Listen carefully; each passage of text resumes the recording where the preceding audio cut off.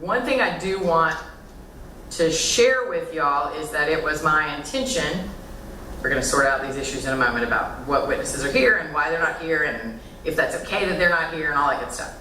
But I will say I was going to point out that while I'm a big believer in letting lawyers try their cases and put on their cases the way they go, I also come from a civil background where it's pretty well established that we don't harass the CEO of a company for information that can be provided by the head of the human relations department or some other similar analogy that I'm not coming up with as efficiently as I should.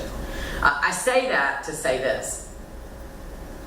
If we reach witnesses today, I think everybody should be prepared for the fact that it's not my intention, Ms. Merchant, Mr. Merchant, to let you start by calling Madam D.A. Willis, because the inquiry here should be about, as I understand it, the receipt of the request, the processing of the request, and the efforts made to comply with that request. And as a practical matter, we all know that while Madam D.A. may be involved in that process at some point, she's not the first line that's going to answer the questions or have direct knowledge.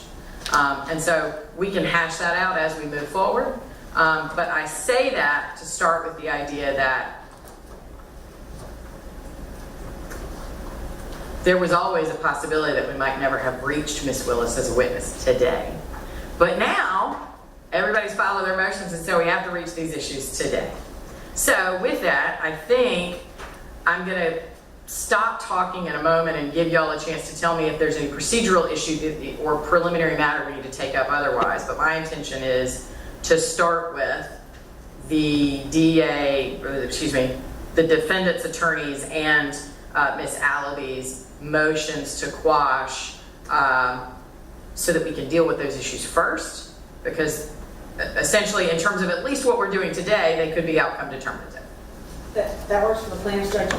And just so you know, our intention was to call Dexter Bond, who is the open records. Whose job it is to answer Open Records Act requests for the DA's office, yes. That was going to be our first witness. Our second witness was going to be Jeff DeSantis. His job is media relations, and I can go, when I go through, explain why that was relevant. And then Shalonda Miller from the county attorney's office, whose job is also open records. Those three witnesses, and as I told Ms. Monroe, the other witnesses would be potentially, depending on what those people testified to.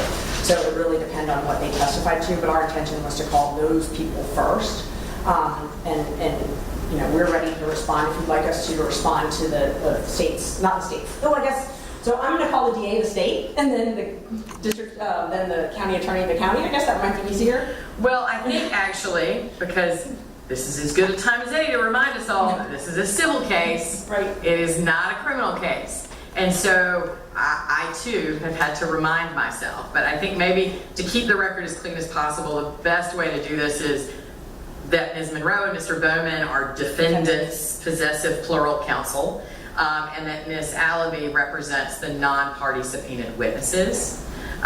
Y'all are, of course, the plaintiffs, which makes it easy. Right. Okay. So let's go from there. So I'm ready to respond, and I think the non-party defendants, non-party witnesses in this case, their motions argue that the burden shifts to us, and so we're prepared to proceed with those first.